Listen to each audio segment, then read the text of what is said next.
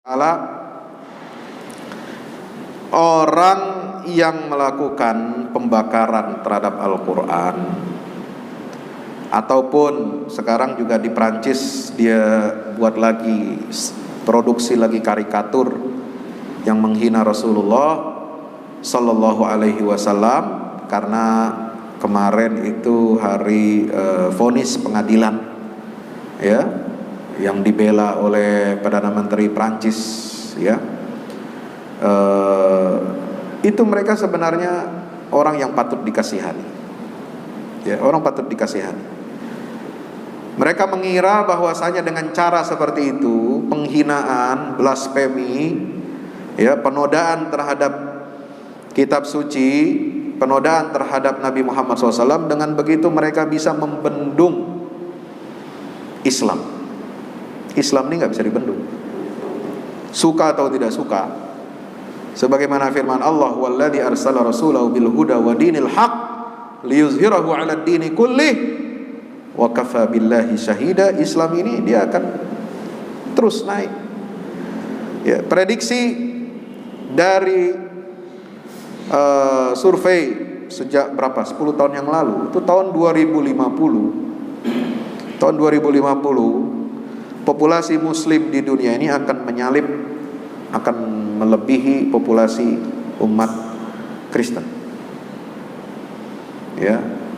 Kalau kita pertumbuhannya stabil bahkan naik, kalau mereka makin berkurang. Ya. Ini satu tanda bukti, makanya mereka sudah khawatir. Ya.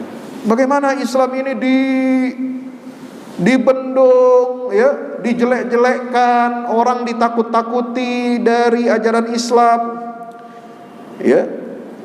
Dalam Al-Quran itu dikatakan, innalladzina kafaru yunfiquna amwalahum liyasuddu an sabilillah. Orang kafir itu menginfakkan hartanya, ya, untuk bayar media, untuk operasi militer, untuk bikin macam-macam, menjelek-jelekkan kaum muslimin.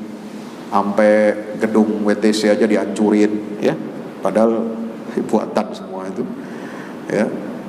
Siapa yang bisa membendung Islam? Ini nggak bisa. Ya, mau pakai organisasi teroris, mau pakai apa, caranya dijebak bagaimana, mau menghancurkan Islam nggak bisa.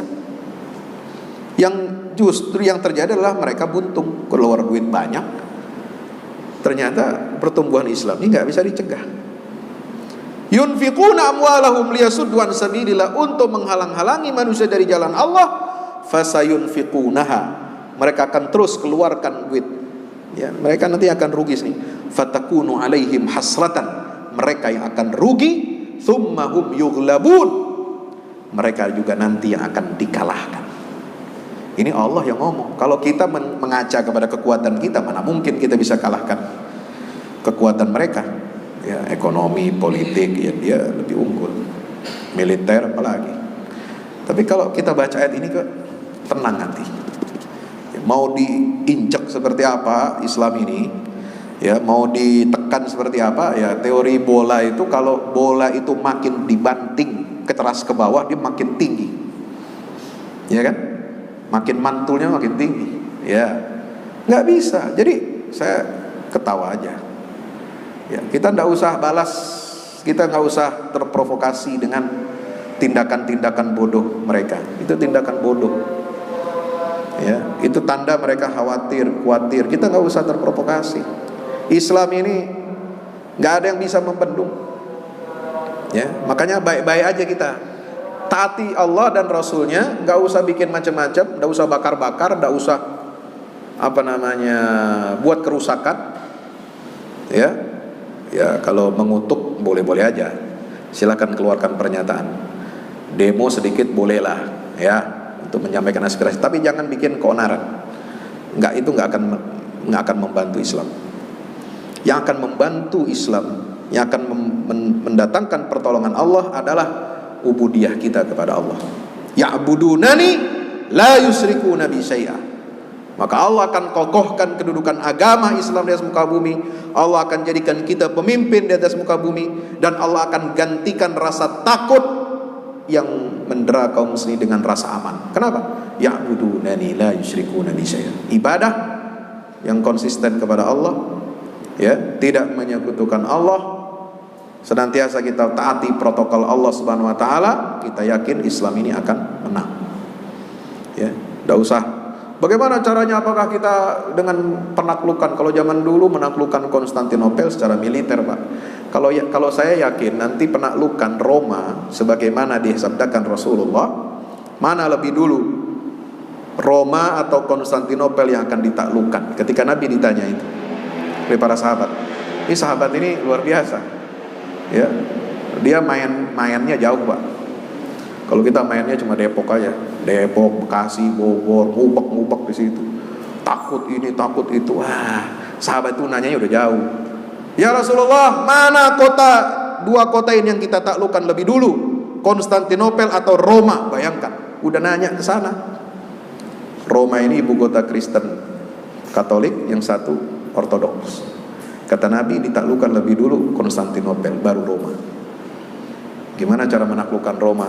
Nggak usah ribet-ribet, udah ibadah yang baik, mereka nanti semua akan masuk Islam, yakin. Ya, agama itu di Eropa sudah semakin ditinggalkan. Di orang yang turunan dari sana saja, yang ada di Australia, yang ada di New Zealand, itu sekarang ateis, agnostik itu 60%. Penduduk itu tidak mau menyatakan ada agama.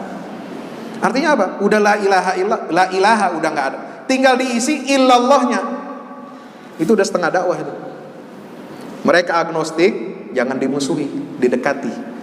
Mereka sudah tidak mau datang ke tempat rumah ibadahnya, udah nggak mau KTP-nya dibilang agamanya itu kesempatan kita berdakwah. Illallah tinggal diisi.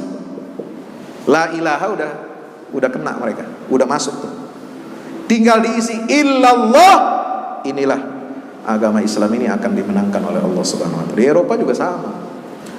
Anak cucunya aja yang di Australia, New Zealand itu kan anak cucunya sana, Eropa. Migrasi dia dibawa Inggris ke sana kan, negara Commonwealth. Apalagi di tempat aslinya sana, udah makin gak ada. Ya, maka kita optimis dengan pertolongan Allah Subhanahu wa taala. Enggak usah kita terpancing nanti buat kerusuhan, buat keributan, apalagi terpancing aksi-aksi teror. Oh, nanti dibalas nih dengan teror, kita hancurin kedutaan asing. Enggak usah, nauzubillah. Itu justru merusak agama Islam. Ya, jangan terpancing. Biarkan aja. Ya, mereka menggonggong, kafilah mah tetap berlalu aja. Allah pasti akan tolong agama ini, ya. Insya Allah. Yang penting kita rajin baca Quran, rajin tadabbur Quran, rajin ngajinya, rajin dakwahnya, ngajak orang kepada jalan Allah. Insya Allah Allah akan kasih pertolongan buat kita semuanya. Amin ya rabbal alamin. Aku qouli hadza astaghfirullah wa lakum. Baiklah, waktu 12 saya